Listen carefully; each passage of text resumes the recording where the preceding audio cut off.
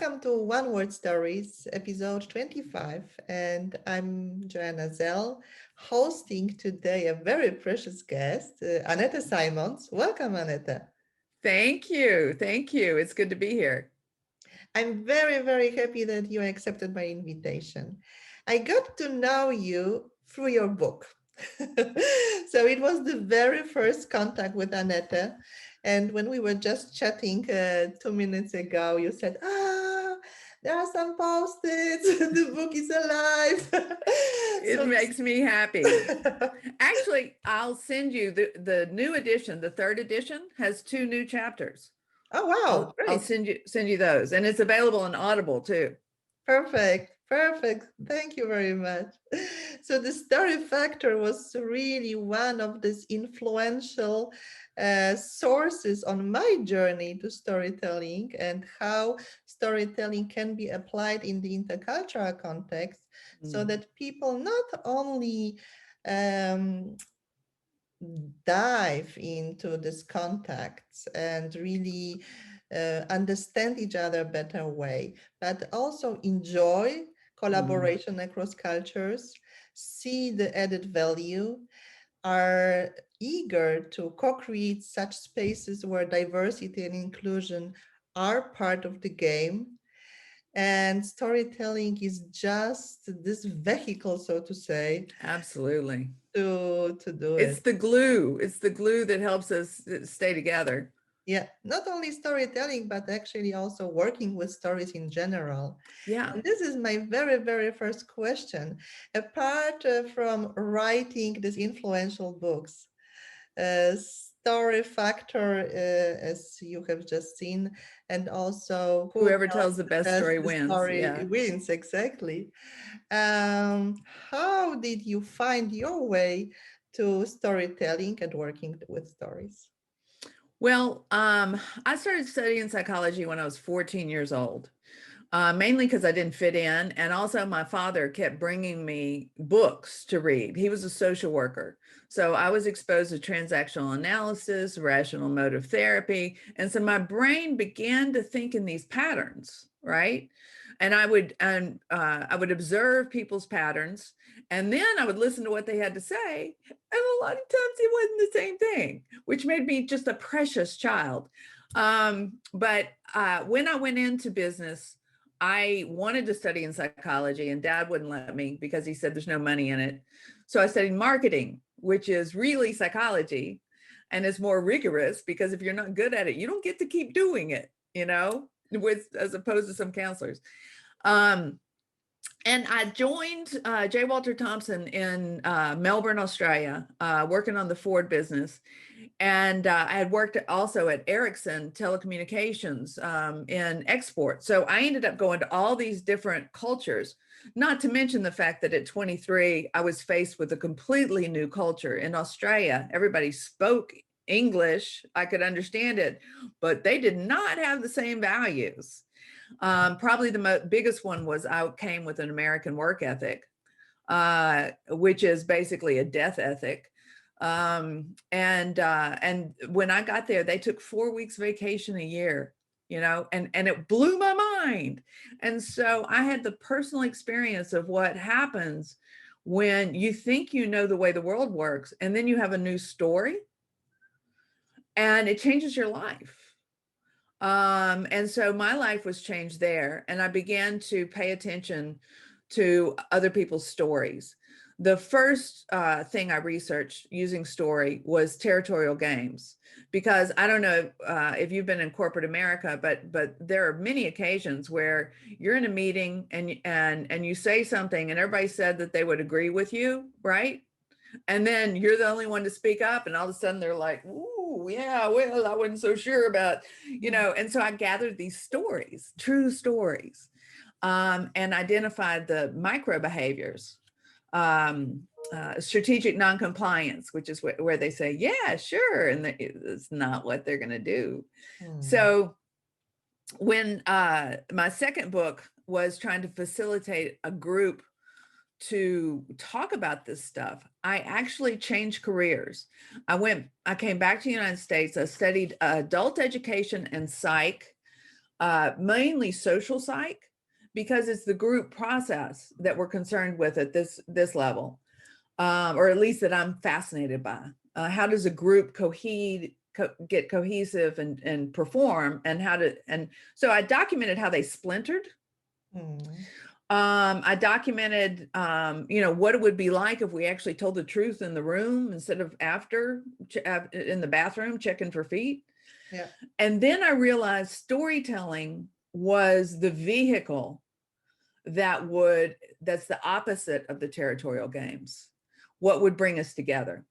And that was a function of going to the National Storytelling Festival in Tennessee in 1994 when I was still in graduate school. So I was studying adult education, which is more a function of social movements. Mm-hmm. Okay, not training, which is, teaching you how to do a task, but education. And so I studied these social movements. And at the same time, I was sitting in a tent in Tennessee, witnessing probably the most powerful element of any social movement ever. And that was storytelling. And I fell in love. Yeah. Yeah. What was the moment when you simply said, okay, right now I really want to devote my energy and time to working with stories? Well, it was a friend of mine. A lot of the big ahas that come are in relationship. Somebody else is often the one that notices something I'm not noticing myself. And I'd written those 2 books, and I had a friend of mine who's also a book author, and we were talking about organizational development and all he was an organizational psychologist at PhD, and he kept hearing me say, well, it's the story they tell, Mm. or we have to integrate more storytelling. And he sat me down, he looked me in the eye, he goes, Annette, you need to write a book about that. Oh, yeah. And I was like, how could you possibly write a book about story? It's like writing a book about religion. Mm-hmm. He says, no, you got to do it. And that's what caused me to write The Story Factor. And I believe in generosity. And so I just put everything I knew in that book, because I believe the universe will pay you back somehow. Yeah. And that's been true. Yeah, it's definitely the truth. I'm not the richest person in the world, but I'm pretty happy. So you are the richest one. No. Well, yes, right. Exactly. Yes. Yeah, and this is exactly how we can also work with stories. Yeah, changing the narration, paying attention to different perspective, just like we have just done right Well, now. Yeah. and I'll have to admit, I have a problem with the word change, Mhm. just because it's been so abused in those people who want to control narratives. Yeah. So the recruit new narratives, Yeah. because we don't need to invent anything; it's already there. Mm. It's that we were talking earlier about Israel, the stories in the Palestinian tradition and the stories of the Israeli tradition, all the solutions they need are Yeah. in those old stories. And so it's less of finding a new narrative and more of diving into those old narratives that society created because they didn't have another way to deal with paradox. Hmm. Yes, definitely, yes. Definitely, yes. So you have just said that the term change was hijacked. Actually, the term story and storytelling has been hijacked as well. Yes, the storytelling industrial complex, I call it. Yeah. I Yeah. actually quit working with corporations for a couple of years.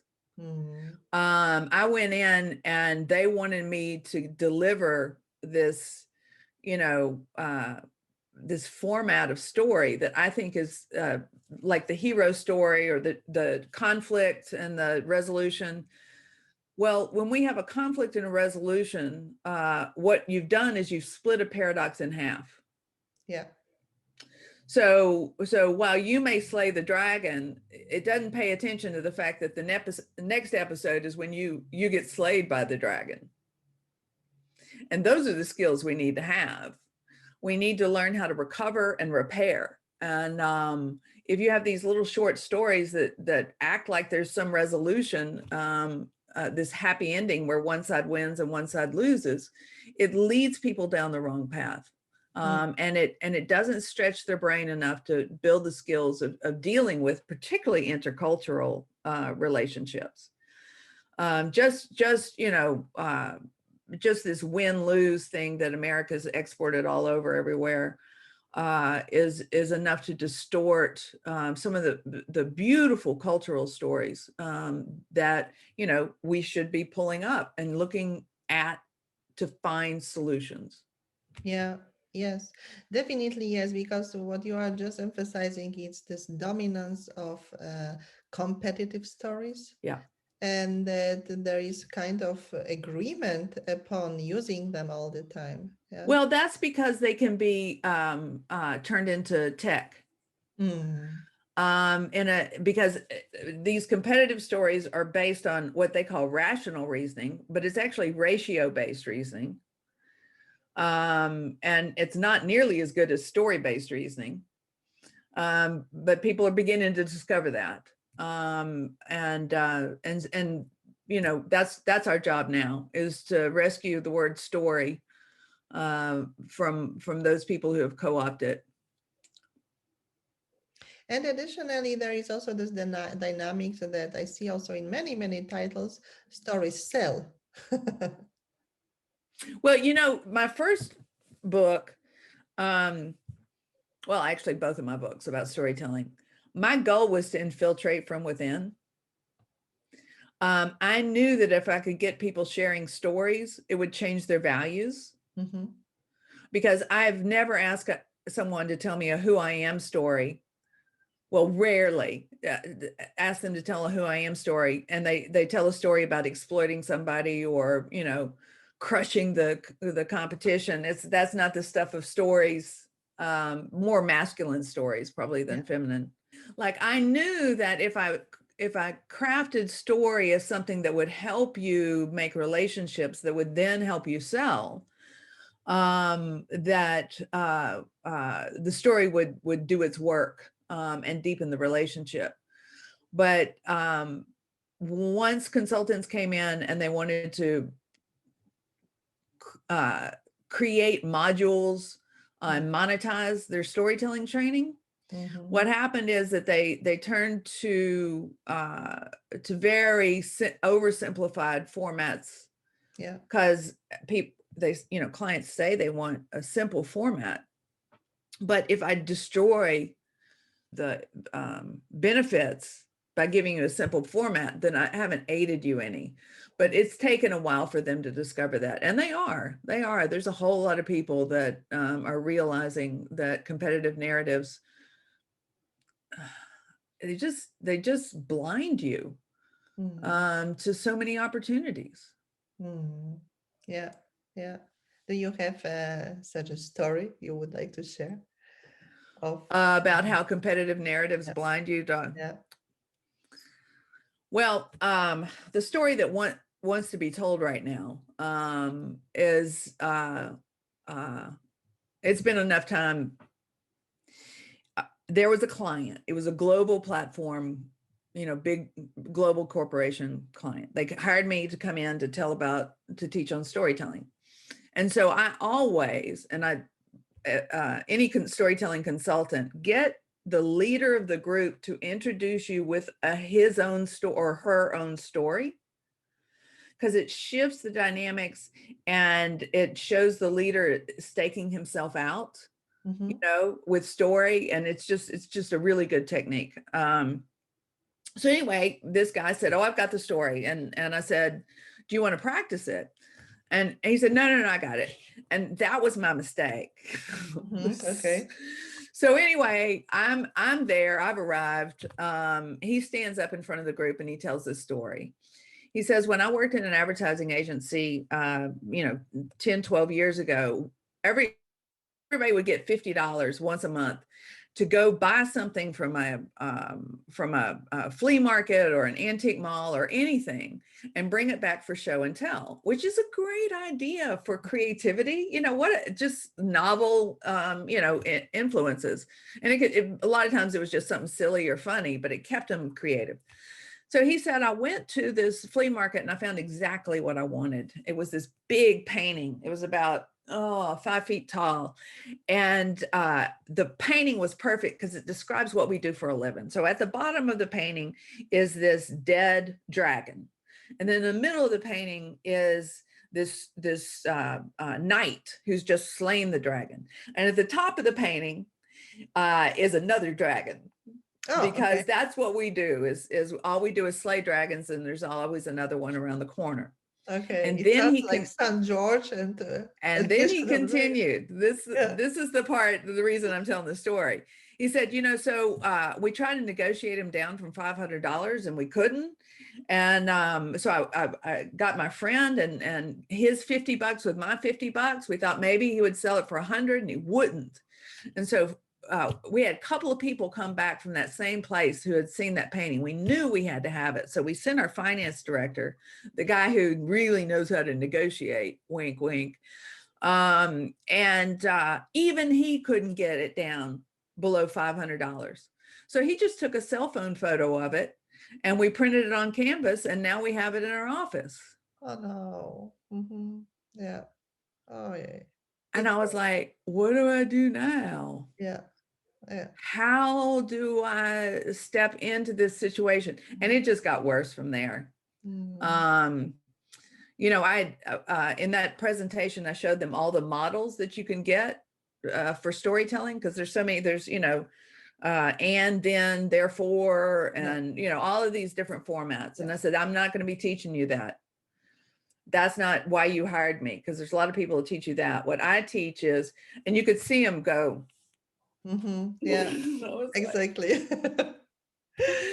so they didn't really want to hear what I had to say. And that really is part of why I've come back to storytelling for this new book I'm writing, because there's a difference between these competitive narratives and collective narratives. Right now, I'm listening to books on Audible that are all Indigenous stories or by Indigenous people, because it trains my brain. Yeah. Yeah. And I see differently based on loading these stories up in my mind.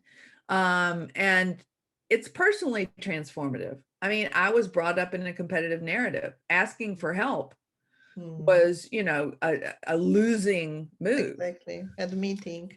Yeah. And so now I'm getting just so much better relationships, and a lot more creativity flowing, and a lot of people getting behind the book. So that's pretty exciting.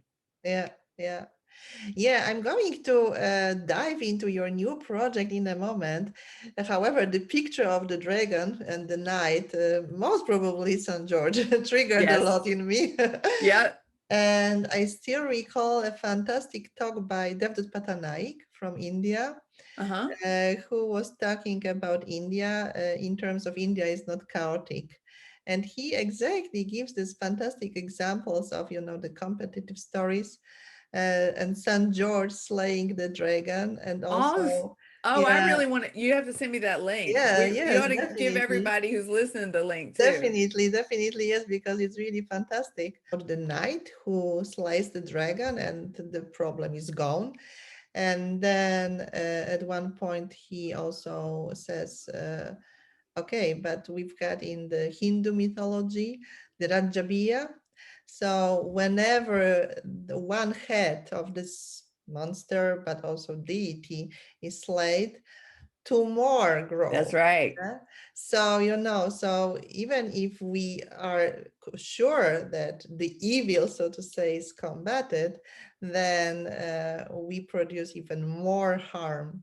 And this is actually what we see in the societies. Yeah, when I have a little folk tale. yeah. Ed Stuyvesant told it. I'm not sure where he got it from, but it's the monster. There's a monster that is blocking a village, so the villagers can't come and go like they used to get water and everything like that. And so they send out their swordsmen.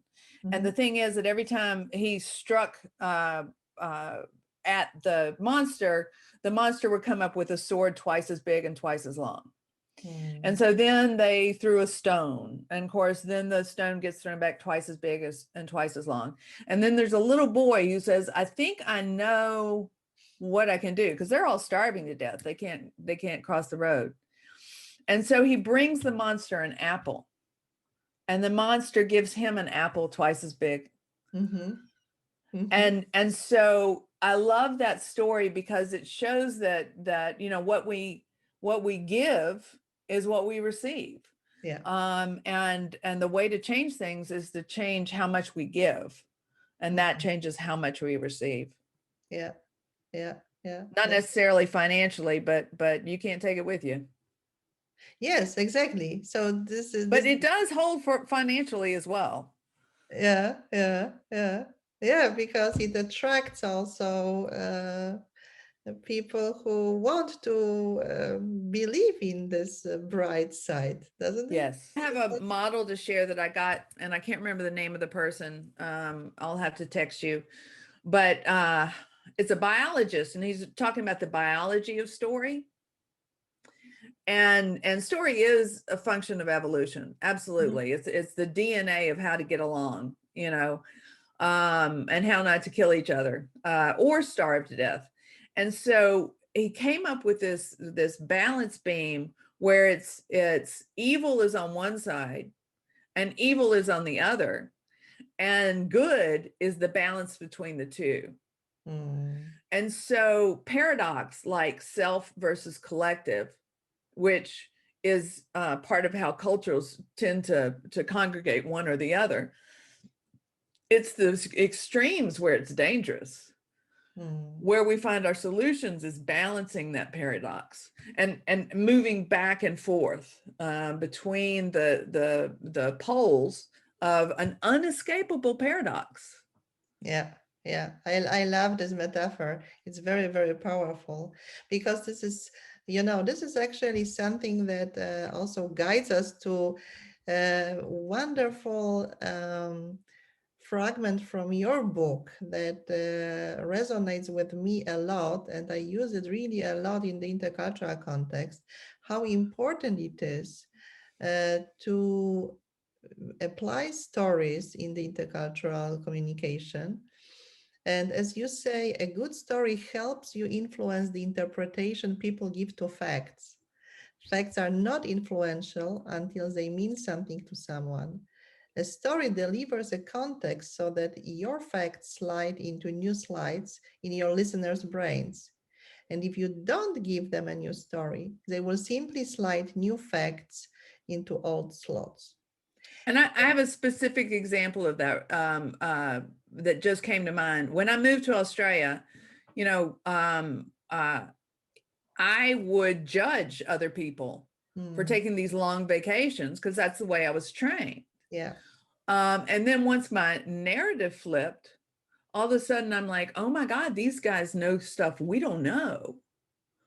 And the transition between disdain and curiosity is really what storytelling does.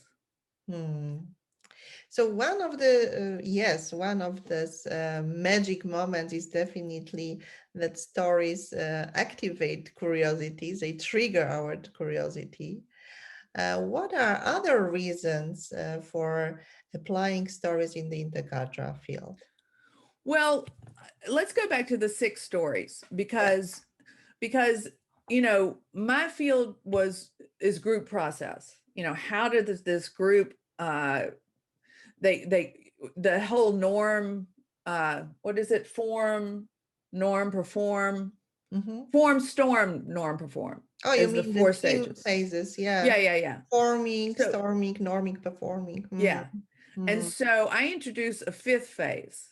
Because if you facilitate a group to, while they're storming, to actually unpack, what they think they disagree about using stories, what happens is you find out that everybody has a piece of the same elephant. And you share your story, and by the time you get 10 different stories, all of a sudden everybody's on the same page, not because they got their page on top of somebody else's, is we created a whole new bigger map. Yeah. And once we have that bigger map, we have, and following on for that is psychological safety. So it's these judgmental stories or exploitative stories that causes a group to fracture.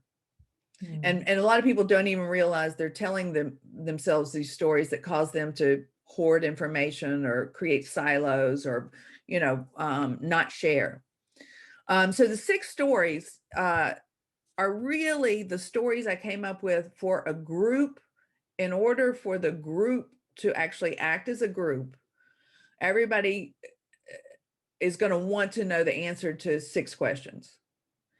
And so when you tell a story, you can't say, hi, my name is Annette and I have integrity, because your listener wants to decide what that means. And the other thing is integrity means different things in different cultures.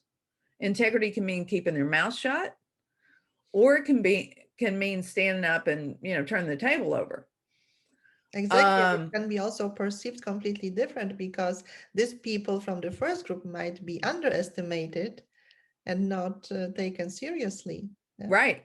And so when I get people to tell their who I am story, and it's a part of the process by which I facilitate dialogue. And as time has shrunk, I used to have a whole day to facilitate a group, and now the one thing remaining that is the bare minimum I will do is have a group tell their who I am and why I'm here story, because it transforms the assumptions and judgments that people have of each other based on the problems that they've been having at work.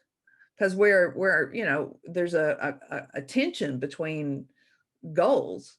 So the who I am, why I'm here story, I think you have to tell a teaching story. Like if somebody in accounting doesn't understand production, maybe you need to take them for a little field trip of the factory. Well, you can do that in all sorts of ways with a story. A vision story, which is the hardest. A lot of people want to start there, and I will not start there. If you don't have the who I am, why I'm here stories, then we can't go to the vision yet. We don't have enough grist for that mill. Value and action story, just to be real specific, that if you're going to throw a word around like excellence, you need to tell what that means. And then I know what you're thinking story. Which is if you're culturally savvy, you already know what problems you're going to have going into a particular. Von Strompenar's book, Writing the Waves of Cultures, is the best reference I've ever seen as far as that goes. And so if I'm I'm from an individualistic culture, if I'm going to a collective culture, then I need to tell a story that demonstrates that I'm not your average American, the ugly American. So I have to tell a story where they are vicariously in their minds watching me in action and deciding this one's different. I can trust her. And I'm thinking about adding a 7th story. And I don't know how, it's just been in the last week or so. But I think we need to add a story called Whose I Am. On whose shoulders I'm standing. Yes. And I think that would shift the dynamics of the group in a very positive way. But do you mean who's in this term of on whose shoulders I'm standing, who I'm grateful for? Or is it more like realizing, I'm dependent on someone? Because, it can be also interpreted both ways. That's right. That's right. And so it's revealing to see what they choose. So I would not impose any criteria on that, because it's revealing, it's important information you need to have. If they consider belonging to be a burden, then you need to know that. But a lot of my traditional storytelling friends, when they start a storytelling show these days, they talk about the land that they're on and whose land it was. And it changes the conversation. And so one of the concepts in this new book I've come up with is, well, I didn't come up with it, but I'm using it, is the idea of your circle of moral concern. Yeah. So one of the things that I discovered about women's stories is they tend to have a big wide circle of moral concern. Like the factory workers in China, we care about it as much as the factory workers in America.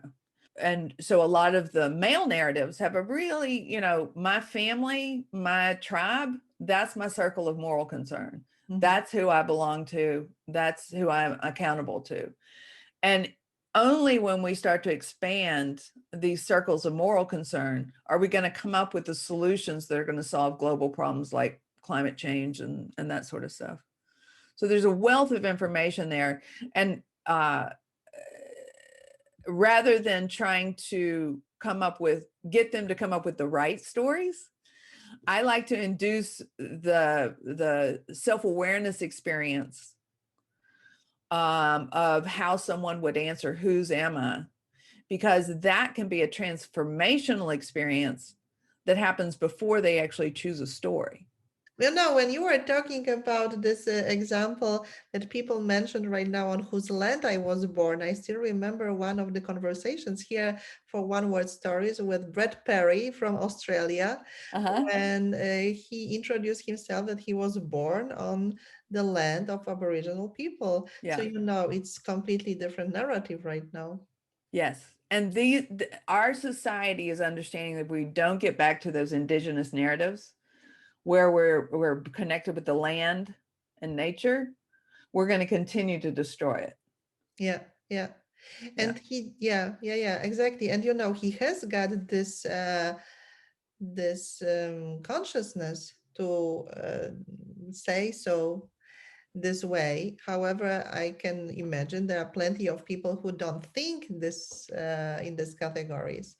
It's So hard to think when yeah, when the computers and cell phones have been blasting you with competitive narratives. You just don't have, the same neural pathways. yeah. And so part of our job, I think, is to narrate how we see power, what the story of power in action is, to open up some new neural pathways. Yeah. Okay, this leads us, of course, also to one more question, and I need to think of Judy Diamond, who says that there are different ways how we can define power. And normally, when we hear the word power, we immediately think of this top-down dynamics. Mhm. Nevertheless, the person who is a victim can also use this power of being a victim um, against someone else. Yeah. Well, it's right now it's gotten so crazy that those people who have power over, whenever someone who's oppressed complains, they act like they're the victim. That's what's happening in America right now. Mm. So white supremacy, you've got Black Lives Matter, and they're like, well, all lives matter, Yeah. Yeah. like they're the victim. And so there's really and this I haven't thought this through, but Cartman's triangle is that a game is always played from 3 points. Either you're a persecutor, you're a victim, or you're a rescuer. And those are all points of neuroses. Mm. Not that you aren't really a victim. I had severe PTSD from when I was a child, but it didn't help me to think of myself as a victim. Mm. Um, and it didn't help me to blame my parents and then become the persecutor Mm. where they're the victim. Mm. And it certainly didn't help me when I went and tried to rescue other people from their problems instead of taking care of my own. So yeah, we get trapped in that triangle. Mm. Yeah. Yeah. When you were also addressing this dynamics of competitive narratives and ascribed, so to say, the term male narratives, I immediately had to think of a conversation I had with my teenage daughter. And we said also, hey, this is a little bit tricky because actually there are still many, many women, also young women, who keep telling the competitive Right. narratives. So it's not really the gender issue, it's really Well, our it is a reality. gender issue. It Is is a it? gender Okay. issue, and everybody's freaking out about that. And I want them to just keep reading. Okay. So each, we're more alike than different. Okay. So there's two overlapping bell curves, and Hmm. there's so many women who are actually more masculine than men Yeah. that we get confused in the middle. Yeah. But the bell curves overlap. Look at the extremes, Hmm. and you'll better understand what's going on in the middle. I got that from user experience design. Hmm. And when you look at the extremes, I found stories that men told about power, and I found stories that women told about power were overlapped just like that bell curve. But there were stories that women told about power that men just didn't. Mm. And so, in understanding this middle ground, and one of the things that hijacks us from having a appreciation is we get into this disagreement about whether it's nurture or nature. Yeah, it's so true. Like, it's both. Yeah, We can exactly. move along, you Mhm. know. Yeah, And I believe it's both. It's for a reason. So yeah. there's this concept called sexual dimorphism in biology, and non-sex organ related specialties, which you can see in birds real easy, Mhm. right? Well, why wouldn't evolution do that for us too, in certain ways? Not in terms of the feathers, but in terms of what really draws our passion. And so what you see is that these competitive narratives just draw out the passion in women who are more male than female, at least along this continuum. And so specializing, attaching it to gender, which it came from gender. It's like, I can't detach it now. That's how I found these stories. Mm. Um, is a way for us to acknowledge that women's narratives have been undervalued. Mhm. I'm talking about specifically how competitive narratives describe investing in the future where you're not going to get a return on investment. Yeah. They describe that as an avoidable expense. Mm. And in collaborative narratives, that's the goal, is to invest in the future. It's all about, we acknowledging how much we got from our ancestors and understanding that we have to pass that wisdom on. Mm. And once we understand that, I think that women won't feel so afraid of saying, yeah, this is a female narrative. And ideally, men won't feel so attacked, because this book is I do everything I can to show we need both.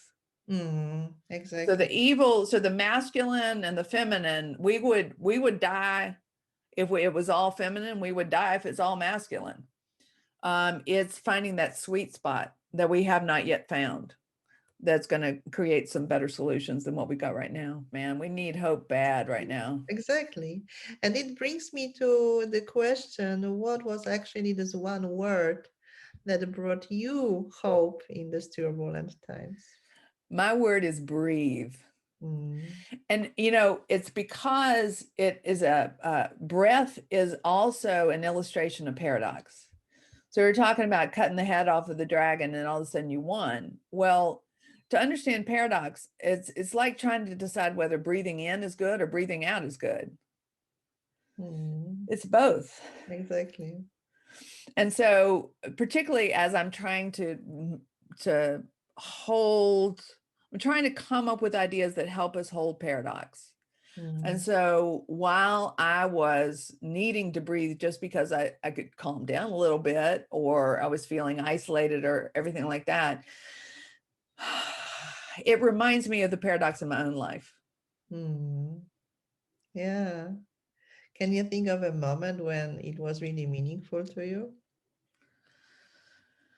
Um, the My agent shopped my book around, and the female editor was really interested in it. And then she said, this is just too controversial.